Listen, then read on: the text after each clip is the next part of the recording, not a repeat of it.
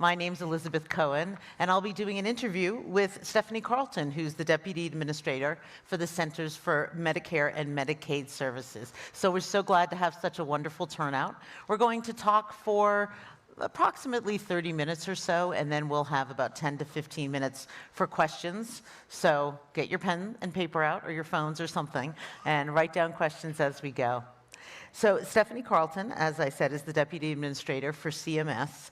But what a lot of people don't know is she's also a nurse and worked as a nurse. You don't just have a degree in nursing, you actually were a nurse. And that's a relatively unusual position for a leader at CMS. Do you think it affects your work and how you do your job? Yeah, absolutely. I think in two big ways. One, I literally started my career off as a labor and delivery nurse. I was at Georgetown Hospital in DC. And I think it just teaches you about the healthcare system and the policy from a patient's perspective. And you understand how macro decisions that we make really flow down and affect people on an individual level. The other thing I think it changes is nurses are really problem solvers. And patient advocates. And at CMS, we kind of joke that part of my role as deputy is being the problem solver in chief. And so when something comes up, getting the right team together, tackling the question or the issue that's coming up, and quickly coming to a solution, I think is another big part of my job that being a nurse really trained me for. And we were talking before, and you said one of your goals has to do with patient experience. Yeah. Can you talk about that a little bit? Yeah, happy to. I think one of the things I learned just being a nurse and spending that time with patients is how confusing and frustrating the system can be for patients. And I started my career in nursing over 20 years ago. But as I keep up with friends who are nurses, not a lot has changed. It's still frustrating. You're a patient that goes into the office, a physician's office or a hospital. It feels like you have form after form after form to sign. And it also feels like you've filled out those forms more than once every time you go to the doctor's office. And so those are the kinds of things where we actually have solutions. We have technology solutions that can start to solve those problems. So I'd say that's one thing, just helping the complex system work better for patients so it's easier to navigate. Another area we have really focused on is helping patients get good information about where to go for their care, helping them get good information on costs. This is a big priority that we released a few weeks ago at CMS on price transparency. But we don't want to stop at price transparency for patients. We also want to give them good understanding of quality and of convenience. If you think about, there may be a doctor that's a lot more affordable, but it might be 30 minutes away, and you might have to wait a few weeks, whereas there's one that's just a little bit more expensive that you might wait 2 days to get into. And those kinds of information pieces are really helpful to patients as they seek to navigate the system. So I think there's a lot we can do, not just on how patients experience the system, but then what is that system getting for patients in terms of their health outcomes? I think there's a lot that we can do so much better for patients. Not only the health outcomes they see as they go through the medical system, but even before that, how are we focusing on prevention? How are we focusing on chronic disease management? You look at the data, our life expectancy trails other westernized countries. A lot of that really flows back to basic prevention behaviors. What are we putting in our bodies to eat? Are we exercising our bodies when we can? Some of those just basic lifestyle choices that make an outsized impact on our health. Mental health is another area that I think we've learned a lot about. And some of those things really flow upstream from the system, if you think about it. And that's a big priority of ours at CMS. And it really flows from a priority that the Secretary has set with this Make America Healthy Again agenda. And I will say, a lot of folks fixate on the vaccines, and obviously there's a very robust debate going on that topic. I would say 90% of what Secretary Kennedy has focused on is really about environmental factors that impact our health, about diet, about exercise, about the healthy behaviors that really can change health outcomes.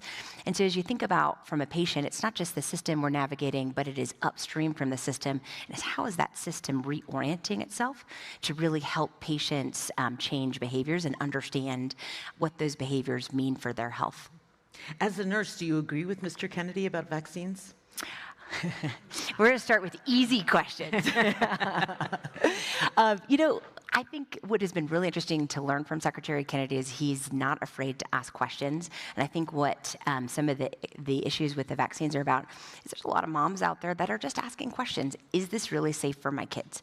And I think that's really where he is focused on, which is asking those questions and making sure data is transparent. One of his priorities is on radical transparency for Health and Human Services. He made it very clear in his confirmation hearings that he doesn't want to take vaccines away from people. We still pay for vaccines throughout our healthcare programs, and that's really where our role is focused on vaccines at CMS. And that's something we'll continue and really focus on the science and the evidence base. And at the same time, really, what we are hearing from Secretary Kennedy is, it's a transparency. We want parents to have the confidence in safety and efficacy of vaccines, and that's what we hear flowing down to us in terms of guidance from the Secretary. As a nurse, do you think it's safe for parents not to vaccinate their children?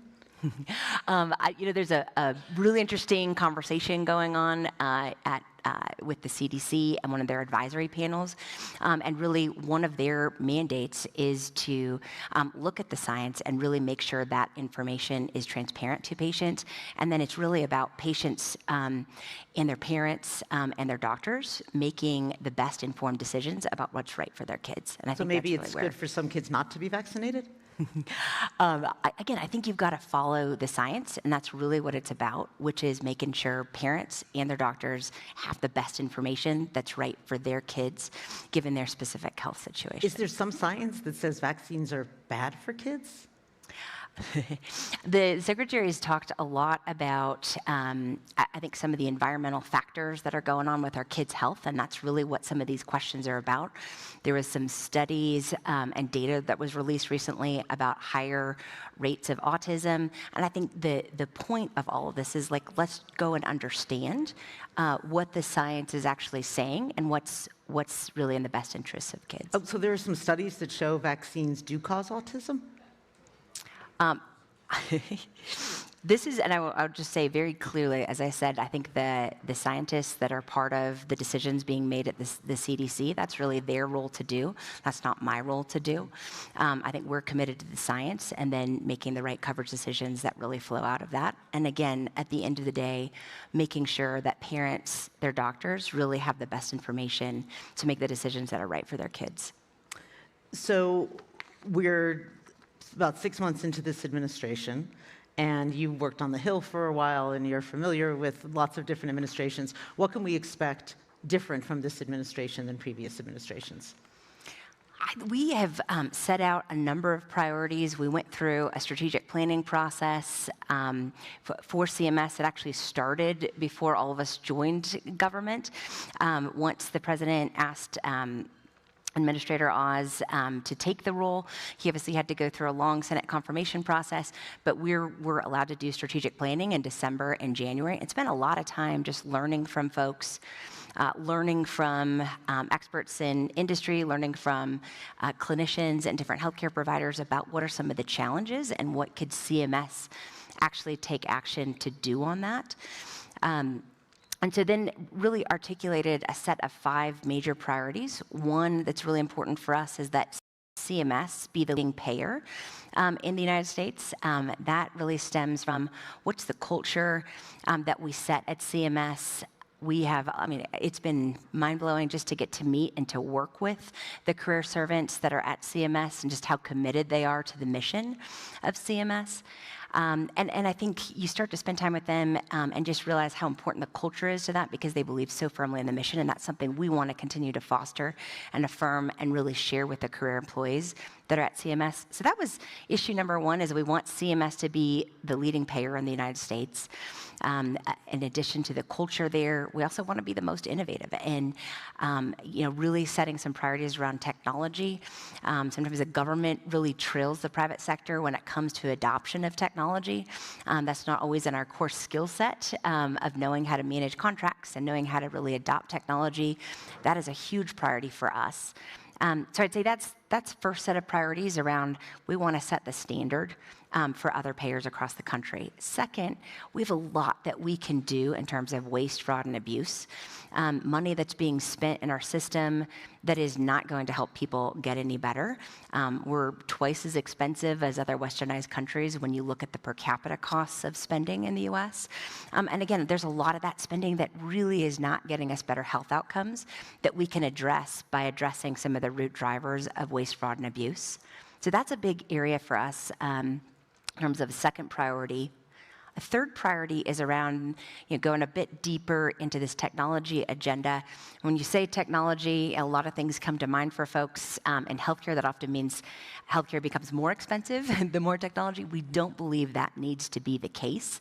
But we also think when you talk about technology, you need to pick the very specific areas and use cases that you want to really drive improvements in technology. And for us, what we've really outlined is the consumer-facing piece of technology. And thinking about how do we really equip consumers, our patients, to get better information about their healthcare. There's a lot of things and a lot of data sets and regulations that we manage that make the availability of those applications much more readily accessible to patients. One, the claims data that we manage. Some of you might be familiar with Blue Button 2.0. That made Medicare claims data available to Medicare beneficiaries. They have to opt into it, but it's a bit slow. And there's a big lag in that data. And so we're working on some things we can do to speed up access to that data and make sure that patients know they can access that data. Another piece to that is we have some standards on the books when it comes to interoperability, and that is data sharing across the data that providers generate. That's much more focused on the clinical records of patients. And so that's a second focus for us, so making sure data that's generated by providers is readily accessible to patients. And then if a patient chooses, and we've set parameters around apps that are really based in science and evidence and that we believe are going to be safe for consumers. And those are things that we can feed into what we are starting to call a data ecosystem that different apps can kind of plug into with APIs. And you start to generate a whole new paradigm in how consumers access their health information. And when you think about the potential of generative AI, and really analyzing that data, you start to think about the world where patients can get personalized, highly personalized health recommendations that are based on their health history. You can bring in genetic information, so based on genetic risk factors, and start to personalize what are things you can do to really change your health outcomes, improve longevity, and improve the quality of life as well.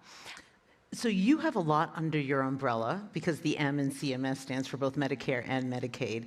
So how many patients, or whatever the right word is, are under each of those? Like how many Medicare recipients are there? How many Medicaid recipients are there in this country? Yeah, so there's over 60 million Medicare beneficiaries. Okay. When you add in members, there's some folks that are eligible for Medicare if they have a disability. So that's the part that could be under 65, and then the majority of Medicare patients are over 65. So that's a big one. That is obviously the program we directly regulate and set payment policies for. And then in the Medicaid program that we work with the states to administer, there's about 80 million on that. You'll remember that during the pandemic, some of the eligibility determinations were frozen, so that ballooned up above 90 million, and we've started to resume normal operations when it comes to determining eligibility, so that's closer to about 80 million now. And then the third big program that we regulate and provide coverage through is the Marketplace program that's run by CSIO, and there's over 20 million folks that are enrolled in that now. We also saw an inflation of the eligibility numbers in that program that we're going through a process just to make sure the folks that are getting those benefits are actually enrolled in, or should be enrolled in that. You know, we came in January and started seeing data about some of the marketplace enrollees that actually didn't know they were enrolled in the marketplace. And they found out when they got a notice from the IRS about needing to reconcile their income with the benefits that they had received. So here were a bunch of patients that weren't receiving any benefit and got a scary note from the IRS. And some of that is just making sure that our eligibility processes are operating as they're intended to be. So I would say over 20 million in the marketplace once the new eligibility procedures go back into place. That'll continue to get more precise as we know the exact numbers. So the budget bill being under consideration right now, OBBBA. I always want to make sure I get all the B's in there. One Big Beautiful Budget Act. One big beautiful bill. One big beautiful bill. Right. One big beautiful bill.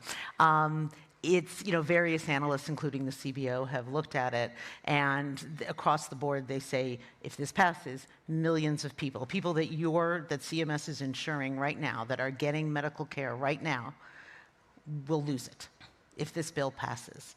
As the person, one of the people in charge of protecting these people, making sure these Americans stay healthy, what are your thoughts on that? Yeah. So we're committed to making sure the folks that are actually eligible for the program, that are most vulnerable Americans, are the ones that are receiving coverage. And there's a lot of processes in place that mean that is not actually the case. There are some folks that you're supposed to prove income, that you actually qualify for things that we really haven't asked for that over the last several years. So restoring some of those basic program integrity measures is one thing that will just make sure, and if you're eligible for the program and you can show your income as an example, you will continue to get coverage. There's another, and I think CBO makes the best estimates possible. I've worked with CBO for almost 20 years or followed them when I was outside of government. Really well-meaning folks that have a really hard job, which is estimating the effects of bills that Congress puts before them. They don't always get it right, and they'll be the first to tell you that. They give their best guess, and it's an estimate. I think some of the data that we've seen in the past, even some of the impacts coming out of the Affordable Care Act, CBO didn't quite have it right. Remember, they estimated that Medicare Advantage coming out of the Affordable Care Act changes, the enrollment was going to be cut in half in 10 years. That is not the case and not what happened. And so even though they gave their best estimate at the time, it's not always what's happened. And I think we believe that some of the estimates overstate what we think the real impact will be. Most of the coverage impacts come from asking folks to work and engage in their communities. Work is one way that they can fulfill that commitment. Volunteering in their communities is another way. A third way might be job retraining or some kind of an education exercise. We believe that the technology exists to very quickly comply with those things and show that they're demonstrating it. And as long as they're demonstrating it and they're able to work or go to school or volunteer in their communities, they won't lose coverage.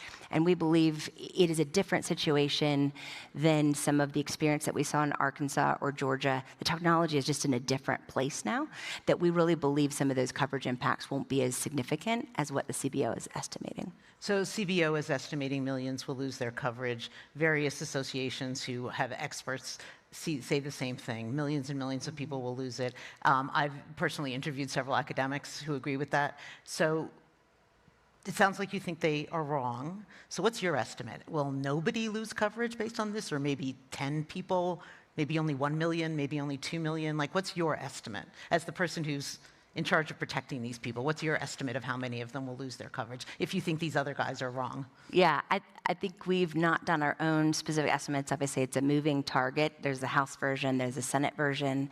That's still being finalized. So we'll see where they eventually land. And then our job at CMS is to really implement where Congress lands on things.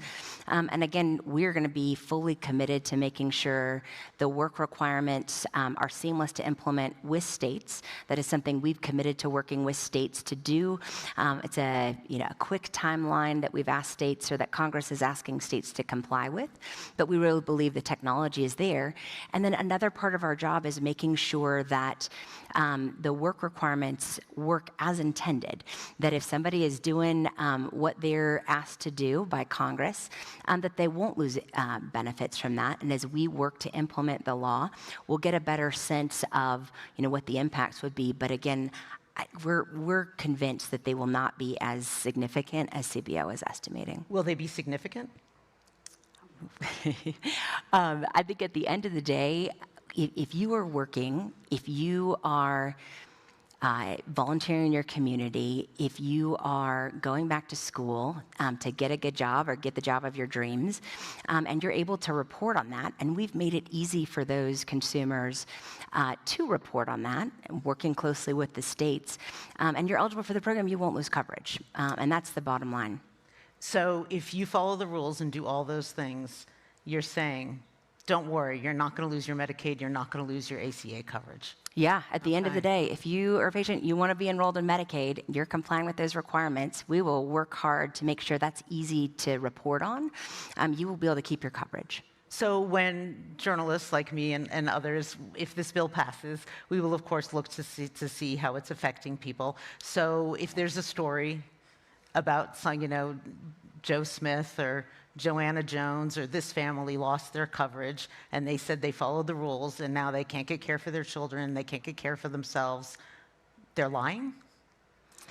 You have to go and look at those stories, and I think I love the way that you're talking about stories, and let's understand the real impact on people. We really think that's important to do. And again, at the end of the day, if you want to get coverage and you're able-bodied and able to work, there are exemptions for different things. There's emergency services exemptions that are built into, as an example, the Arkansas model back when they went to do this. There's ways to continue to get drug coverage. So there are things that are really built into this, and if you want to get coverage in Medicaid, what is being asked of folks is to do that engagement with community. And that's something that we've seen work since President Clinton and Speaker Gingrich added those requirements to temporary assistance for needy families, the TANF program. This is not a radical concept. This is something that we've had in place for more than 2 decades that we're now implementing in the Medicaid program. And so, working through all of those stories, and that's something we're committed to do. On its face, if you're doing those 3 things or there's a legitimate exemption in place, folks will get to keep coverage, and that's really the intent. Or to flip that around, if you lose your Medicaid or your ACA coverage, it's your fault. You did something wrong. If this bill passes. I think, again, this is something that has been a bipartisan concept. If you look back to when it was first implemented in the federal government in the 90s, a bipartisan concept that is asking folks to engage in their communities. And there's a lot of different ways they can fulfill that ask. And some of them, taking care of a loved one or an aging parent or volunteering in communities, there's a lot of ways that can change. And asking folks to do that as a condition of receiving government benefits is not a radical concept. No one's saying it's a radical concept. I'm just wondering, it sounds like what you're saying is as long as you follow the rules, don't worry, you're not going to be one of the millions of people who loses coverage. And if you lose coverage, that's because you did something wrong. I think we're saying this is a common sense bipartisan concept that's been in place in other government programs for decades that we are now implementing in the Medicaid program. So I think that's the bottom line. And, that's something as you think about the benefits of work, it gives folks a purpose. It gives folks a way to meaningfully engage in their societies when, we're a society, especially through COVID, that disengaged from communities, that we spend a lot of time online on social media, and we lose that human-to-human interaction. And we're asking folks to engage in their communities. That's a fundamentally a good thing to do. That's part of getting benefits. And there, like I said, there's a lot of careful exemptions that are in place. If folks are not able to do that, that make it very clear. And then it's also something where I think the reporting requirements will be very, very different than we've seen in some of the demonstrations or pilots that we've seen in some states like Arkansas and Georgia. And we've learned a lot from those in a way that, again, if you want to get benefits, we're making it easy for folks to do that. We're just asking them to engage in their communities. And how many people aren't engaging in their communities? How many people aren't working, don't fall into one of these rubrics and really should be kicked off? Is it 10 people? Is it 10 million people? You have some amazing statisticians at CMS. Mm-hmm. How many people really kind of belong to not to get kicked off? What would you estimate? What's that number? We don't have a precise estimate on that. Yeah. I'm surprised to hear that. And you also estimated, you said you don't have an estimate for how many will lose coverage because there's a Senate bill and a House bill. I know I've interviewed many CMS people over the years, and I'm always like so impressed. I mean, these are some really smart epidemiologists, statisticians, finance people. You've got a lot of people who you could put to work on these estimates. I know it's two things you have to estimate. It's a Senate and a House. So it's not one, it's two. But if CBO can make an estimate, if all sorts of other people are making estimates, I'm surprised. Why can't your people make an estimate on the impact of this extremely important, big, beautiful bill? I think our focus has really been thinking through, in conversations with Capitol Hill, like what are the ways that we can make it work? What are the ways that we can make technology, make implementation a lot easier on folks? And I think those were some of the lessons that were learned from Georgia, from Arkansas. How do you make this not an administrative barrier? How do you make it something that's easy to administer for folks? That again, our focus is on how do we make sure folks continue to get the care that they need while they are complying with this requirement that's been in other public programs. And that's really where our figuring that out focus has been. means you need an estimate? Like in order to figure out what you're saying, wouldn't you want a number of people who would be affected by this bill? Again, our focus has been how do we make it so folks aren't losing coverage? How do we make it easy to comply with this? How do we ease some of those administrative burdens? It's our responsibility as the agency that would implement this, should Congress choose to pass it, to really do it in a way that maintains coverage, that makes it easy for folks to comply with it, and that looks at what's the greatest technology that really can get through some of the barriers in the past that have been challenging in states that have tried that, and that's really where our focus has been. So this year is the 60th anniversary of Medicare and Medicaid, and I think it's pretty generally agreed upon that Medicare is a program that people praise Medicare, that it's worked well.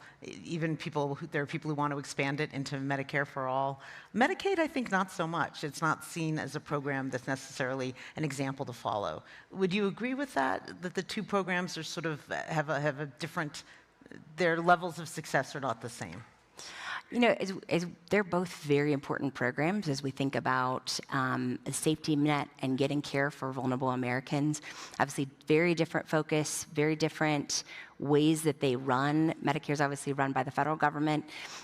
It is a really interesting program as you think about a direct-to-consumer option where we give patients the option between fee-for-service and a number of competing Medicare Advantage plans. I think there's a lot that we've learned about that and where consumers choose, and they have the ability to choose kind of the coverage that's right for them. And I think some of that choice and competition is one of the reasons it's very popular with seniors that are enrolled in the program. Medicaid, completely different structure that works with the states and through the states. We obviously finance the majority of it. States run it.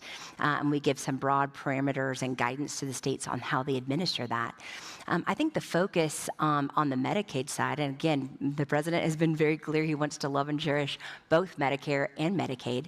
And I think in both programs, we believe there's a lot more that can be done to get better health outcomes for the patients that both programs really serve.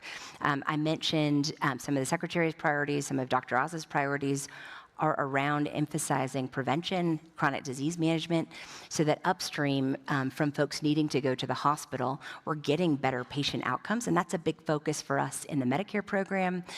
We've put requests for information and started to engage with stakeholders on things that we can really do to emphasize that upstream. That's been a big focus for us in the Medicare program. That's not a partisan topic. I think a lot of research has been done about prevention and chronic disease management. And then in the Medicaid program, that is something very similar where we will work through the states on doing that, but there's a lot that we can do in Medicaid to improve prevention and chronic disease management. It's obviously a very different population. Some of the folks that are enrolled in Medicaid have a significant disability where they're likely going to need to be on Medicaid and have that support for the rest of their life, and that's really important to preserve. And then there's some folks that are very transient and they may be temporarily on the program. And the solutions for the different populations within the Medicaid program, definitely differs. And some of the things that we found in working with states is that there's a lot more that can be done on quality. So fun fact, a part of One Big Beautiful Bill that gets a lot of attention, especially right now, are some of the changes to state-directed payments, and the wonky Medicaid term. It's basically a payment that sits on top of managed care payments, mostly to hospitals, but could be other provider types. And as that program was initially developed, it was intended to be a quality program, and states committed to doing certain things in quality. But as we started looking at the data when we got in early this year, we found out only about half of states were actually complying with those requirements. So we're spending a lot of money on these extra payments to hospitals, many times up to commercial rates, and that's right. Usually economists think about Medicaid rates being a fraction of Medicare rates that are a fraction of commercial rates, and these state-directed payments, the Biden administration had to put a cap on them at commercial rates. And you have to ask questions about, is that really an excessive payment rate? Are we doing our due diligence and making sure we're paying providers the right amount to take care of Medicaid patients? And so that's something we've really dug into and tried to understand the impact of. But at the end of the day, if states that are getting these extra payments and sending them to providers aren't complying with their end of the bargain, which is to improve quality for those patients, I think that's an area we really need to improve. That's really about doing the right things for taxpayers and the patients that depend on that program. So earlier this year, I did a story for NBC News about parents of children with cancer who are Medicaid recipients. And they were, sobbing on the phone with me. For fear that they will lose coverage for their child with cancer. And I said to them, President Trump has said that he loves and cherishes Medicaid, or something to that effect. I said, here's a link, look, here's where he says it. Does this make you feel better? And they said no. What would you say to those families to make them feel better? These are law-abiding, hardworking families who follow the rules. And they voted for President Trump. They voted for him, the families that I happened to be speaking with. And it did not make them feel more sure when I said, President Trump says that he loves and cherishes Medicaid. Here's a link, you can read it yourself. What would you say to those families to make them feel better and more sure about their children's future? Yeah, I would say two things. One, I think the president has been very clear that in reforms to Medicaid, there are no cuts to benefits. That is something he's put a sort of a red line on, that changes to Medicaid are about managing waste, fraud, and abuse in the program, because we're committed to making sure that Medicaid is there for the patients that need it and that are eligible for the program, like this kind of family. And that's something we're committed to at CMS, and that is what the Medicaid program is for. Vulnerable Americans that Congress has set the parameters on. These are vulnerable populations that need that kind of care. And at the end of the day, we want to make sure that they're not only getting care, but the outcomes from that care are even better than when we started. And so that's something we're really committed to, and something that we sure need to do a better job getting our message out on, because it's something we're truly committed to. So you're promising you're sitting here today promising these families, don't worry, you won't lose your coverage. At the end of the day, if someone is eligible for coverage, they're a vulnerable population that needs that coverage, absolutely. There's no cuts to benefits in some of the changes that are being considered, and that is what the Medicaid program is there for. It's there for vulnerable Americans who need the help that they can't get.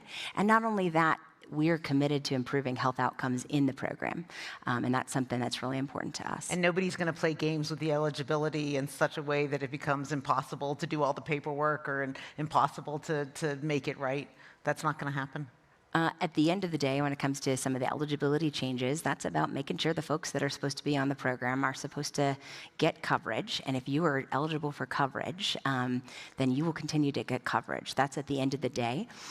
Again, if you look at some of the data that we saw during COVID, when we didn't check eligibility for years, there were some folks who were on the program that couldn't prove they were actually eligible for the program. But you don't know what percentage of recipients are in that. Like, is that 2 people or is that 20 million people. Like, how many people fall into that, wow, you were just fraud, waste, and abuse all over the place? Yeah, that's something that we've started to work very closely with states on. This is something the Biden administration started to work very closely with the states on. I'm sure you're familiar with the unwinding of some of the COVID era freezes on checking eligibility, where the Biden administration started that process to state to make sure we get it right and that we are restoring some of the eligibility parameters that have been bipartisan for a long time that are in statute. And it's about restoring some of that intent to, again, make sure that the folks who are indeed eligible for the program, like the kids with cancer, like individuals that have a significant disability, that the program is there for them and that we are focusing resources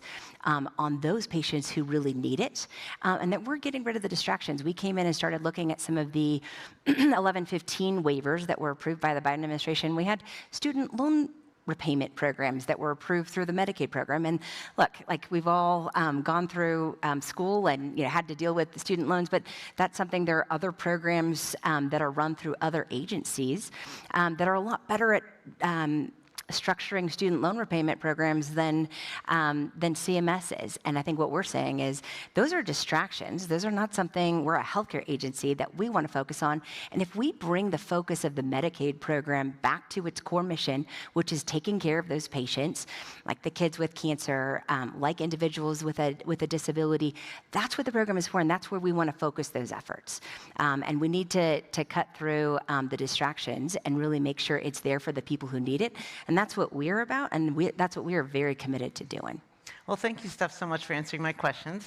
We have about 15 minutes for questions in the audience. So let's see. I see a gentleman here with a hat on. Yeah, there you go. That's you. So stand on up. Wait for them to bring you a microphone, or else we won't be able to hear you. Great. Thank you. David Jones with the Humana Foundation. I want to thank you for being here. Great interview.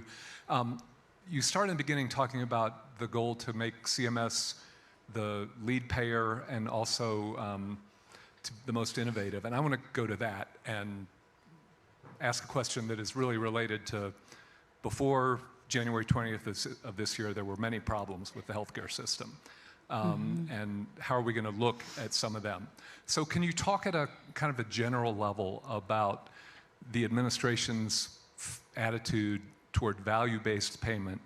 Are we going to be continuing forward in pushing that as a theme? Are there going to be significant shifts? Are there other ideas about innovation that gets at actually delivering value, and particularly in the European everybody's covered part of the American healthcare system, which is the part for people 65 and older? Thank you. Yeah, really thoughtful question, and I'm glad you raised it because there's been a lot of confusion about where the administration is on value-based care. We've made two major announcements when it comes to value-based care.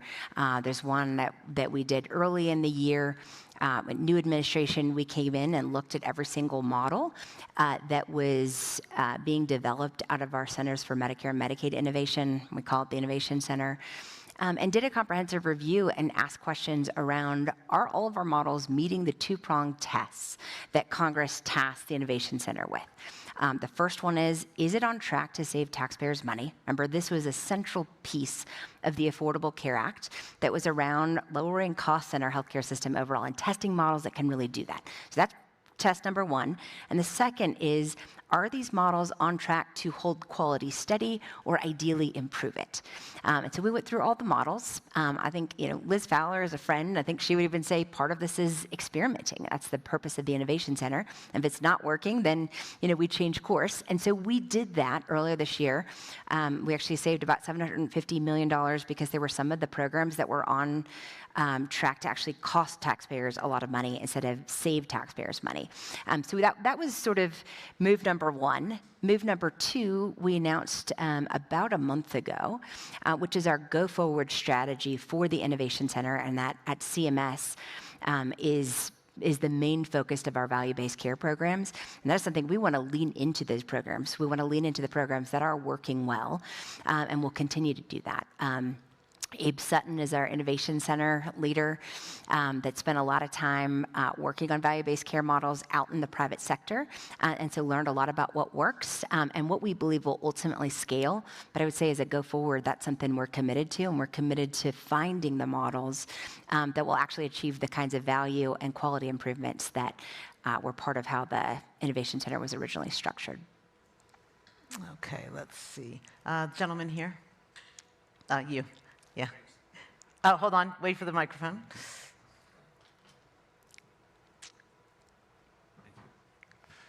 Appreciate all the insights you provided. So, both Secretary Kennedy as well as, Dr. Oz has really kind of focused on food as being a core component. Yeah. With a lot of the changes in kind of MA plans, with VBIDs changing, I'm curious, how is the administration, how is CMS thinking about ensuring that kind of healthy food benefit stipends, which typically have been growing in MA plans over the last few years, are going to be preserved? And if it is going to be preserved or changed, how are you thinking about some of those changes to show maybe some of the ROI that is becoming more important? Yeah, great question. And I think it's Secretary Kennedy has set a broad priority around food as medicine and making sure we're giving folks proper nutrition advice, where we have a responsibility to do that through public programs. And then we have to ask the question, is a specific program or model the right place to do it?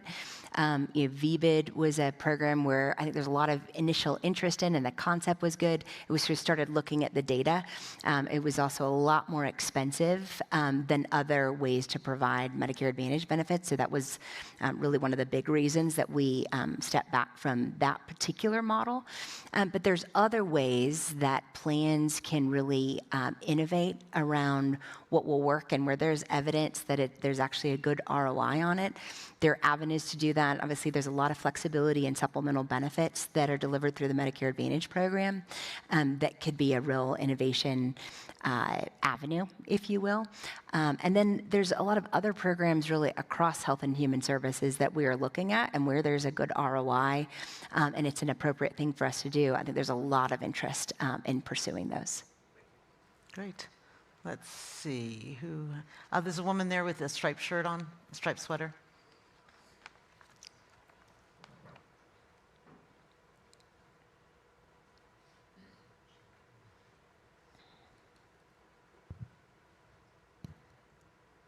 Hi, thank you so much. My name is Reshma Ramachandran. I'm a primary care physician who works at a federally qualified health center, primarily taking care of patients who have Medicaid or are underinsured or uninsured. Sorry, could you speak more slowly? It's a little hard to understand. Sure. My name is Reshma Ramachandran. I'm a primary care physician at a federally qualified health center and a faculty member at Yale School of Medicine. I take care of patients who are on Medicaid and who are underinsured or uninsured. And so there is a lot of concerns related to upcoming changes. And so further clarity or transparency from the administration about potential estimates would be wonderful. I have a question, though, about radical transparency in terms of process. Primarily in relation to the announcements from the Secretary around the Richardson waiver, in terms of not putting up different rules or changes in rulemaking or regulations on the Federal Register for public comment, and also this push for deregulation across HHS. And so I'm trying to understand the parameters in which the public can contribute to make sure that baby is not being thrown out with the bathwater with a lot of these changes that are happening pretty rapidly, in terms of making sure that for us as clinicians, our patients can weigh in, especially when we don't have as much access to CMS as maybe other stakeholders, including the private sector, might. So if you could provide some clarity about what sorts of deregulatory changes might be occurring, if there will be public input into what's happening at CMS, especially because it operates through a lot of rulemaking, and whether or not there will be further radical transparency in terms of restoring federal health agency websites and data sets that have been taken down as well. Thanks. Lots of good questions in there.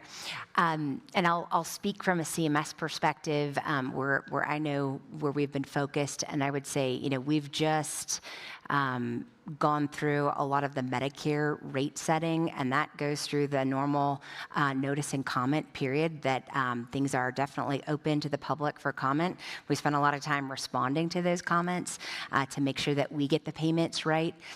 There's a set of things that are being finalized as a result of those payments. I mentioned our technology agenda. We started at CMS with two things. One, getting an understanding of the lay of the land. What are the current technology projects that are underway? What's been the experience with them? And the second big thing that we started with was an RFI, or a request for information from the public.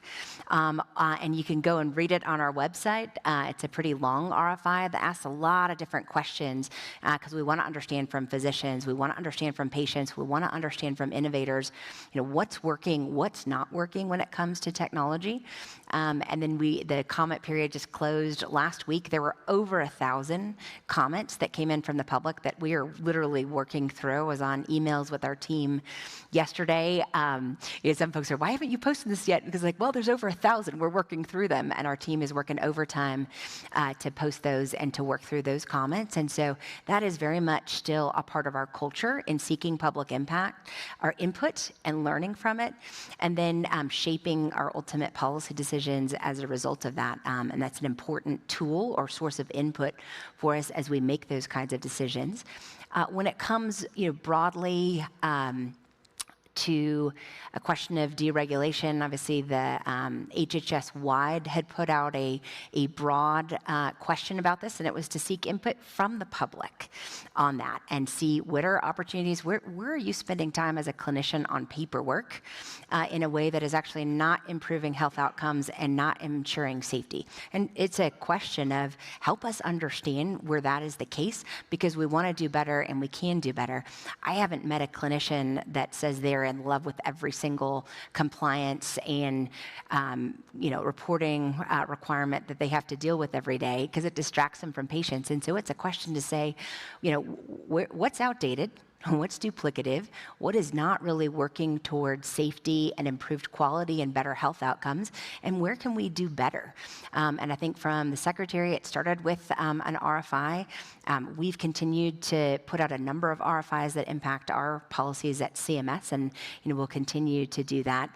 One of the reasons that I really wanted to come to Aspen was to get to engage with folks and learn and listen, and to folks who are out there making a big difference.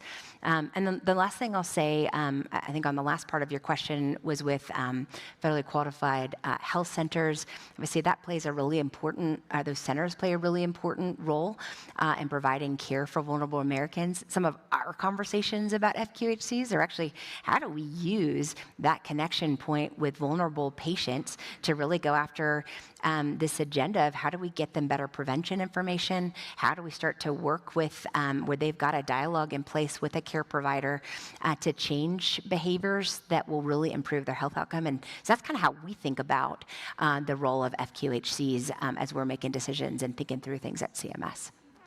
Great. Well, I think we have time for one more question. So right here.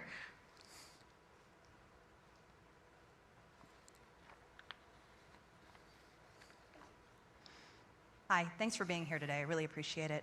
My name is Emery Hudeman. I'm a journalist with KFF Health News. You were talking about your engagement with Congress on the community engagement requirements.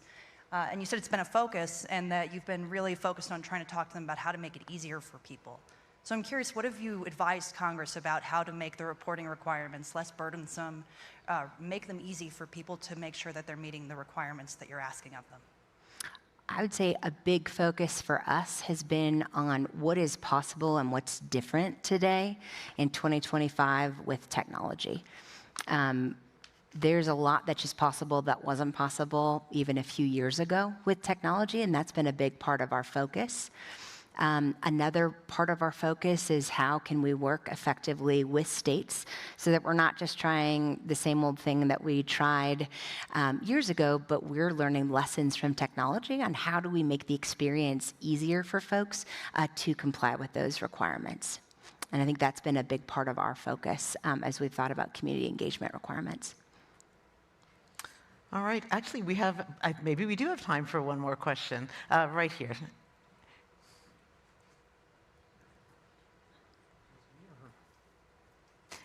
Sorry.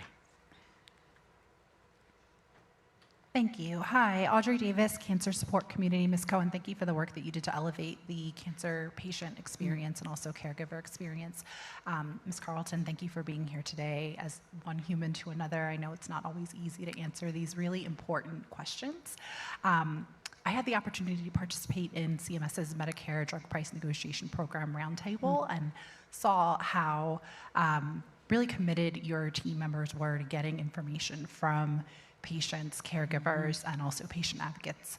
My question for you is whether you have additional plans, strategies, solutions in place to continue, as was mentioned earlier, to get the true patient experience and also caregiver experience under consideration as you work to address these number of people who will now not enroll potentially for Medicaid and also Medicare. So if I understand your question right, like how are we using technology to improve the patient experience in Medicaid? I just want to make sure I heard you right. Technology, but the qualitative data, right? Also quantitative, but really qualitative input from patients and caregivers. Yeah. And then drive the solutions that you'll be offering if they, not enroll, if they're no longer eligible. Okay. Yeah. Third time's the charm. Actually, why don't you come on in?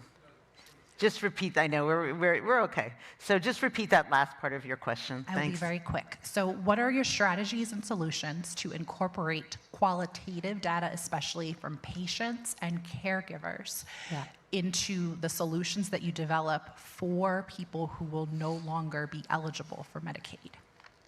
Yeah, I think our number one priority right now is thinking through if Congress passes this bill, how are we doing things so that if you're on the program and you're eligible for benefits, you keep your coverage? I think that's really focus number one. Number two is understanding really with states, and that'll be a big focus of ours, is to collaborate with states on what kinds of things do we need to put in place, if there's a sort of a gap in care, and like really understanding what that might be. And I think there's a lot of different mechanisms for patients, for caregivers to engage with states and to engage with us too. It's fun to work with a physician leading CMS and Dr. Oz, and me being a nurse. I think we've both got a very unique lens on making sure we're being thoughtful about the patient experience in all of this. And I think something that's maybe marks, or hopefully marks, how we approach those kinds of questions is something we're calling the 5 C's, and it really characterizes this movement around Make America Healthy Again, that is less about just sticking to kind of familiar talking points, but is more about understanding hard issues.